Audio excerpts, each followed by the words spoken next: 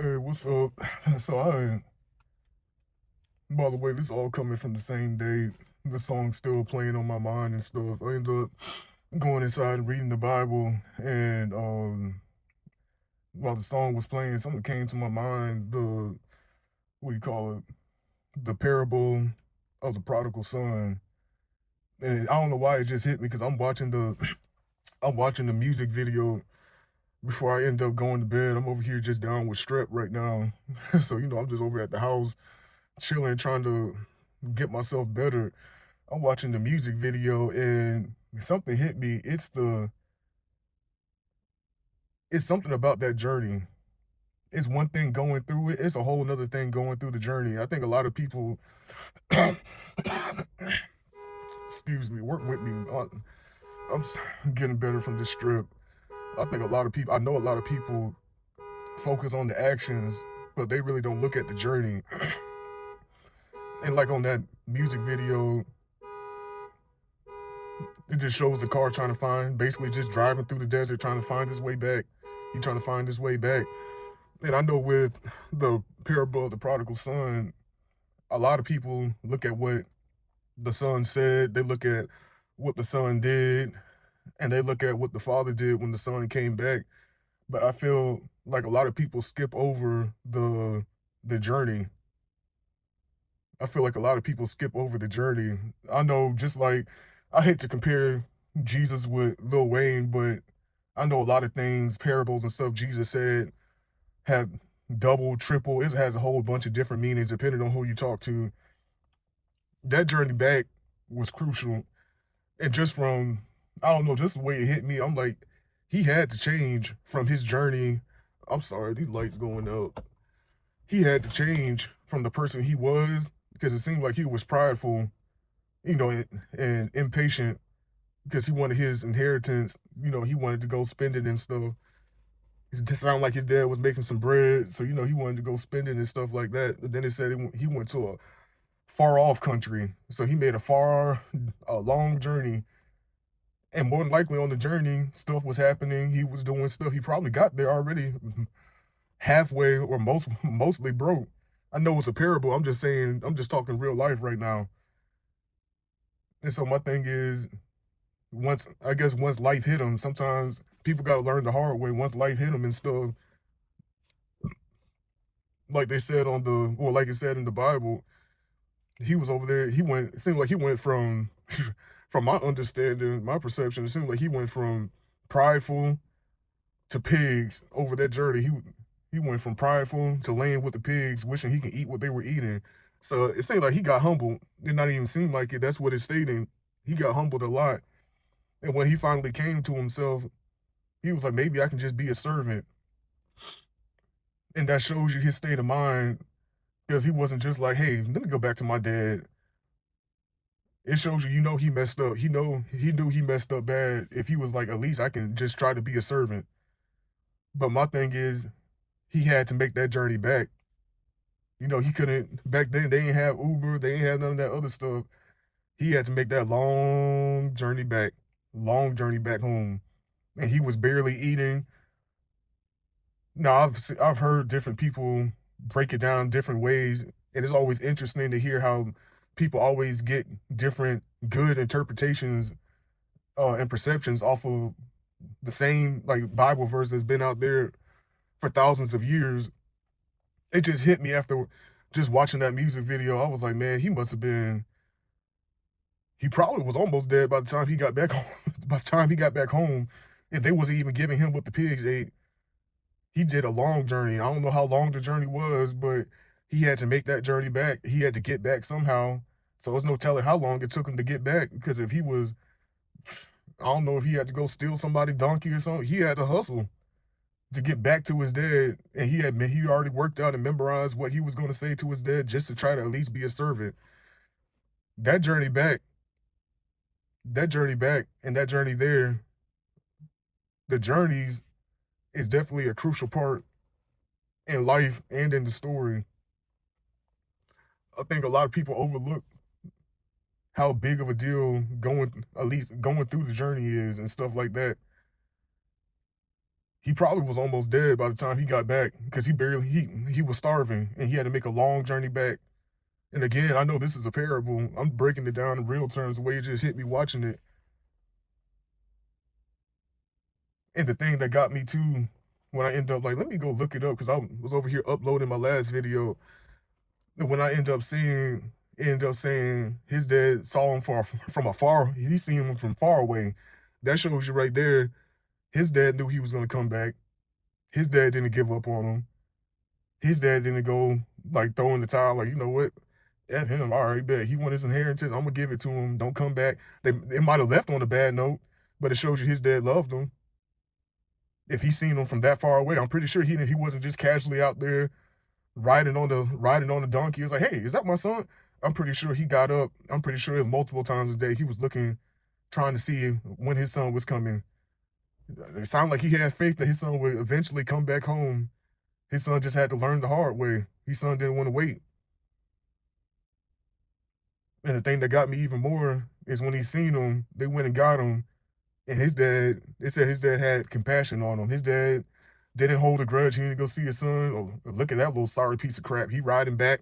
Yeah, I figured. I already told you it wasn't gonna work out. Now look at you. You coming back. You're broke. You're disgusted. You smell like. He wasn't doing all that. His dad had compassion on him. His dad loved him. Probably see him almost falling off the donkey trying to get there. But no, being for real though is I'm just keeping stuff real. His dad went and got him, hugged him, kissed him, told him get the best robe, put the ring on his finger, slaughtered the fattened calf. I don't know if they were fattening the calf, if he was doing it prematurely because he already knew his son was coming back and he already was getting like he already had something set up for the celebration, or they just had a fattened calf. I really don't know how things work back in it, back in them days. But they threw a celebration, they threw a feast. And that's after he went and squandered. Now it doesn't say he got another inheritance. Jesus ain't say it. And then the dad went and gave him another inheritance. It didn't say that, but it said he got back to his rightful place, which was that was his son. He was the son of the owner of that land, of the father. And he got his ring back. He got his position back as his son. He got a celebration. And the dad and everybody there was happy and dancing and celebrating that he finally came back. Everybody was happy to see him, except one person. And everybody that heard this story already know who it is, his brother, the one that didn't go and do that. He felt uptight. I probably would be feeling uptight too. Like, look, why all y'all dancing? I've done this for you. I've done this for you. And and stuff. You always gonna have those people in your life that you do good or things start getting better for you and stuff like that.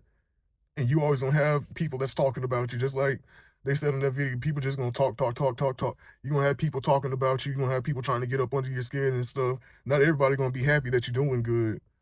His own brother wasn't even happy. Let me see if I can get some more light.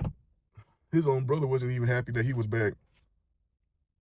Probably because the way his dad was celebrating. He was like, you never celebrated me like this. His dad was like, you've always been here. And what's mine is yours. But your brother left. And he was dead, and now he's alive. He was lost, now he's found. He lost himself. The old him was dead and gone. He got lost, but he finally came back. He probably got lost mentally, physically, emotionally, psychologically, dead and gone in all the same aspects too. But then he finally came back to himself and came home. And I'm just putting this, like this is the third time today I came in here to go film videos because it was just different things on my mind from seeing that just to help people.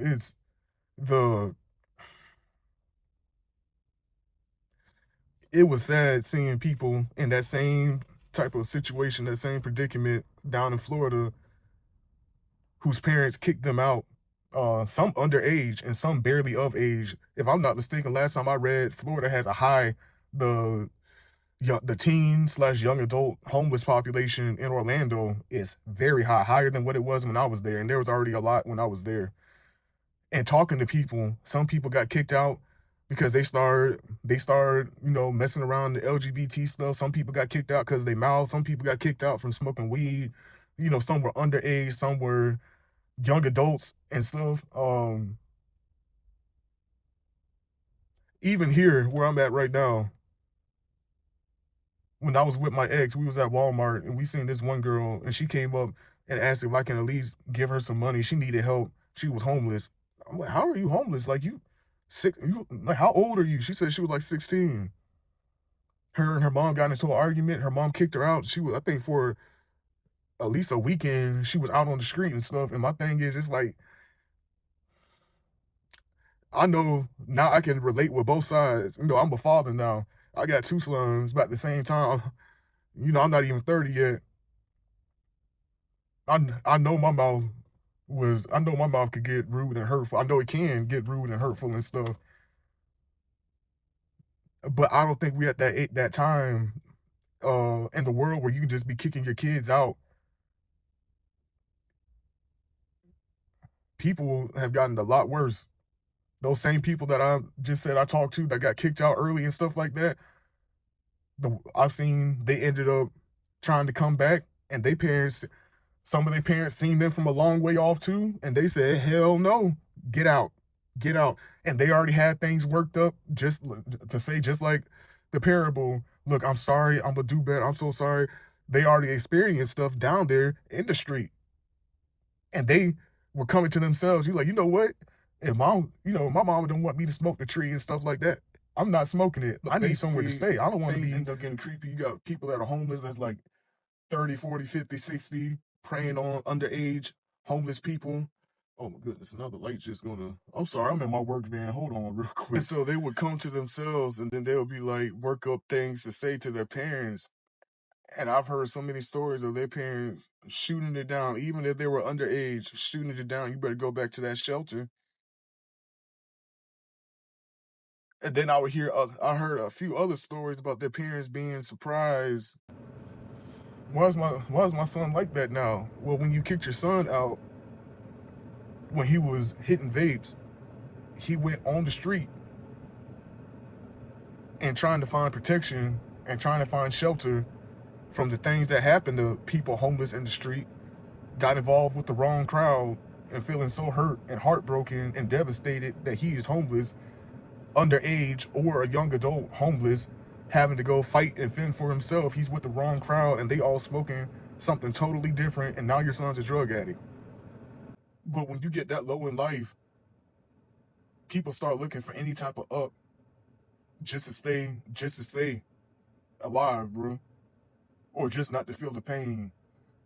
Other people, why is my daughter all protected? Why does she seem like she got problems? Well, when you you kicked your daughter out because you didn't like you didn't like that she said she supports, the whole LGBT whatever. She got kicked out and some guy preyed on her, and this is a true story. Somebody got her up under a bridge and she got violated multiple times. And then she came back and you said they get back, and now she back on the street and she in the shelter giving people anything they want because she's living with the hurt from what happened up under the bridge.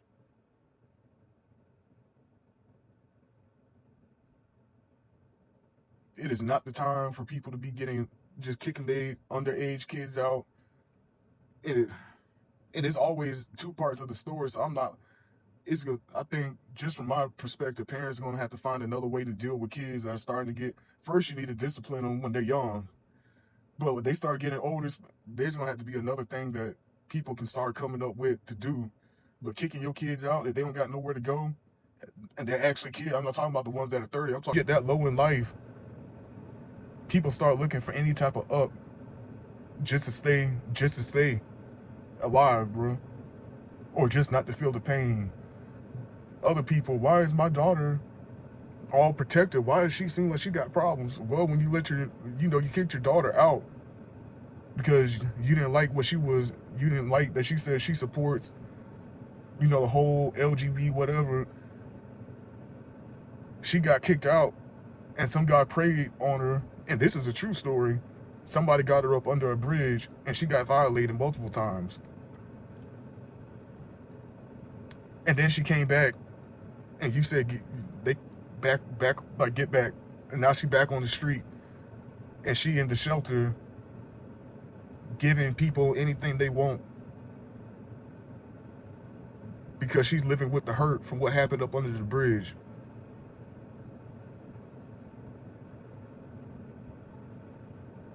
It is not the time for people to be just kicking their underage kids out. It is always two parts of the story. So I'm not. It's good. I think just from my perspective, parents are gonna have to find another way to deal with kids that are starting to get. First, you need to discipline them when they're young, but when they start getting older, there's gonna have to be another thing that people can start coming up with to do. But kicking your kids out if they don't got nowhere to go, and they're actually kids. I'm not talking about the ones that are 30. I'm talking about teen to young adults. You got a lot of people out there that are waiting. They are homeless, and they are more than willing to snatch your kid up, whether it be snatch up and basically snatch them up in different aspects. And that's what touched me about reading that story tonight before I went to bed, because I'm like, that guy had a long journey back home. He had a long journey back home. I met this one guy. I forgot, to be honest, I forgot what he got kicked out for, but he seemed like he was probably like 18 to 20. I think he was supporting LGBT stuff too. I think he was like 18, 20 years old. They kicked him out, right? When he was living in the street and stuff like that, he was living in the street. Predators in the street. He went from supporting to being violated and walking around wearing tight dresses with a full beard and heels, working the corner because he was trying to he needed money, and he was violated and kept getting violated. And now he's walking around with a full beard, a tight mini skirt on, and a dress and high heels, working some guy. He go over there getting some money, trying to get money and stuff. And it was so sad to see, because I'm like, bro, he wasn't even like that before. I talked to him, he wasn't even like that. He ended up being like that after being violated multiple times. That's why it touched me when I'm like, I think people need to understand that journey. That journey, he didn't come back the same. He didn't arrive to his destination the same way that he left, and he sure as hell didn't come back the same way. He got changed, and that journey will definitely do something to you, trying to find your way back home, trying to find yourself again. And like I said, I know it's a parable, but being realistic, his dad would have to end up going and they would have to get to know each other again. That's what I had to do with my family, and I'm still having to do it. But it's better because it's been years, and we're starting to be able to communicate better. They're getting to know me better. There's certain things they know you're gonna spark a panic attack. Like, chill out with that. Is a lot more communication. They don't know Florida. They don't know everything that happened down there. I don't know who this is for, but anybody thinking about kicking their kid out, putting their kid on the street, I promise you, and I promise you, you can put it in the comments, and y'all can talk to me directly if y'all want to. That is not a good idea. No matter if you in the rich area or you in the hood, don't put your kids out on the street. They need to make sure they have somewhere to go. Even the shelter was tough. Living in a homeless shelter was tough. That girl that got violated, she was in the homeless shelter with us. And I guess after getting violated multiple times, she was an open book.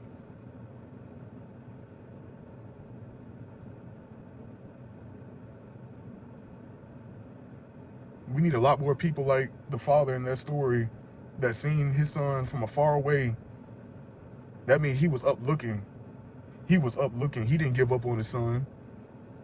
He didn't go write his son off. He didn't go give his son the middle finger. He might have, when he took his inheritance. But no matter how that part ended, the confrontation, if there was any confrontation with the son taking the inheritance early, which I'm pretty sure there would have been real life, if we technically speaking, no matter how that ended, when his son finally came home, His dad had compassion. First, his dad was looking for him. Shows you he didn't give up on him. He didn't write him off. He ain't still have a grudge. He had compassion when he seen his son. Took him in, got him something to eat, threw a party and everything. He knew his son learned his lesson. And he knew his son things that he was trying to tell his son probably not to do, his son was doing. But bottom line, he still loved his son. He ain't never stopped loving his son. And I can definitely credit that with my parents, because I know I definitely put a lot of the gray hairs my parents have came from me. They jokingly say it openly, but we both know it's a mutual understanding. It's a mutual understanding between both of us. A lot of them gray hairs came with the stress associated with me. And there was a lot of times they could have gave up on me, but they didn't. And there was a lot of, I wasn't here, but from what I hear and from what they say, there was a lot of times they was waking up in the middle of the night praying, and they probably have no idea what was going on down in Florida, but they would wake up with urges, we need to pray for them. My dad ended up seeing me for the first time after I went to Florida, being in the homeless shelter and stuff. And it shocked him with him being able to see my rib cage. I'm built muscular. I had all my ribs showing. All of them. I put gray hairs on both of them, on both their head. Well, not my dad's head. But shoot, I put a lot of gray hairs in his beard though. And that's what I always tell them, thank you for not giving up on me. I'm just like that prodigal son. I went out there, I did, got involved in stuff, found out things that they were warning me about, stuff like that, the hard way, and had a long journey back home. And I'm dead serious. I'm still on that journey back home. I might be in VA now, but mentally, psychologically, emotionally, I'm still on that long journey back home. And the old me is dead and gone. The one they knew, and now the Florida version dying too. Like I said before in my other videos, having to learn, I got to learn myself again. But it's always so much appreciated when you see, even if it's not appreciated in the moment, after, when I end up maturing, I'm like, wow. Especially having kids, and I'm like, dang. I seen one text I sent my family, I was like, oh wow, that's so disrespectful. I sent my mama that like 5-6 years ago. I was talking to her like that. And for them to keep loving and keep supporting and keep praying. Now, they ain't send me down there with, my inheritance. I wish they would have. I went down there broke as hell. Came up broke as hell too. But at least they helped when I finally came back. At least they helped. And now they're starting to see over time, everything that they did wasn't for nothing. Because now, okay, he got his grandkids, he's working. We over there finally formed a family and stuff. And shout out to my dad. He just helped start the first family business. I'm in the family car, the family van right now. So now we owning our own business. We working, we getting money. I got my kids and stuff. And the only ones I can thank is God and my mom, my dad, and my other immediate family. I had family that gave up on me, that looked at me and was like, we don't want your cousins around. We don't want, boy, you crazy. Came from family. But one thing, immediate family, my brother, my sister, my mom, my dad, and I always include my grandma in my immediate family. She lived with us for a long time. They never gave up on me. They never gave up, and they was always there to love me, support me. Now life is starting to look better. Now life is starting to be better, even though I'm getting, the whole divorce stuff. Now I'm like, wow, you know what? We finally started our family business and stuff. I got my kids. I got my house. About to get another, move out and get another place to stay, another house.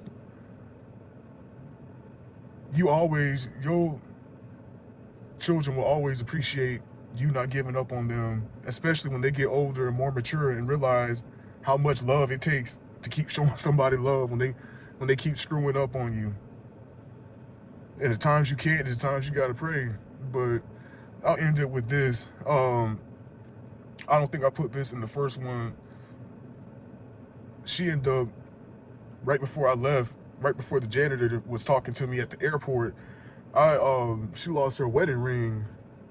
And for some reason, I ain't this type of person, but for some reason, the vibes are towards me like I would have took her wedding ring, my mama wedding ring, and pawned it to make some breads and go down to Florida. Like, no, that wasn't, I would have never done nothing like that. But things where it was nothing of her doing or my dad's doing. Things, to be honest, it seemed more like an attack trying to get us at each other, because it was already a uncomfortable situation with me moving down there. It seemed more like something to get us at each other. She ended up praying, found the wedding ring, and the wedding ring had a whole bunch of, it was gold, but it has like some scratches in it and stuff. And she remembered, I know she says at church, she remembers God telling her, because they were all, everybody was on edge about me going to Florida. She remembers God telling her that I was gonna make it back. I was gonna make it back alive. He was gonna get me back from Florida alive, and I was gonna be scratched up just like her ring, but I was gonna make it. And I remember when I heard that, it sounded, I'm not gonna lie, it sounded, fun to me. I was like, oh, shoot, I wanted to go in the army, but I go down there, get in the street and stuff, shoot. Now from the other point of view, I come up and I'm like, yeah, being scratched up ain't fun. All the stuff that come with it, all the stuff, yeah. But I'm thankful that I got back, and I'm thankful that they didn't give up on me and stuff like that. So, in closing, I just wanted to say people definitely don't need to count the journey out. The journey down the wrong path is definitely something that's going to affect people, and the journey back, the journey back is definitely not going to be easy either or. It's one thing with people doing a whole bunch of stuff. It's another thing with that whole journey process, especially your journey. I almost feel like your journey to redemption, your journey back home, trying to find your way back after you just did a whole bunch of stuff. Your journey back is just going to be, it's going to be something else. You're going to be coming back. And if we bring it back to to the Bible, him coming back to his dad, he didn't even think his dad wanted him as a son. He was like, the servants even eat better than this. At least I can go tell my dad, that he didn't even know he wanted him as his son anymore. That journey back is definitely going to affect you. And by the time you finally get to where you're going, you're not going to be the person that you were when you left, and you sure as hell ain't going to be the person that you were when you decided to come back, when you finally reach your destination. So shout out to T.I., shout out to Justin for making that song, man. It ain't too many songs out there where people actually keep it real. And like I said before in my other videos, it's, for me, I be listening to trap music, bro. I be listening to Whoop, Weezy, Birdman can't rap, but Whoop, Weezy, Kevin Gates, old Kevin Gates, with the dreads, not the nigga with the feather in his head. I don't know what the hell he on. But bottom line, shout out Kevin, I like him, man. But bottom line, bro, it's not like I go out listening to like inspirational music. But songs like that is a song that I really do like, because I'm like, bro, this type of song needs to be played. They need to make more songs like this. I don't care about making trap music, but at least make songs like this, probably in every album, about keeping it real. People talking about shooting up people's houses and losing friends, and they over there laughing and stuff, but then, after the music video, they crying. They used to make that stuff sound fun, like, oh, you know what, getting in shootouts and running from cops and doing all this other stuff and getting locked up, and we out the pen, bro. And that is, nobody want to go do all that stuff. Well, nobody want to go to prison. Nobody want to get killed. Nobody want to get murdered. Nobody want to see their friends murdered. Nobody want to see their family murdered. I wish people would at least keep it real and be like, you know, tell how it actually happens, bro. Ain't nobody over there. Yeah, you get adrenaline rush running from cops and stuff like that, but what about the time, like I got a friend running from a cop, he didn't have a gun on him, but somehow he got shot in the head. And this is right after I moved up to VA. And this is right after I lost my first friend.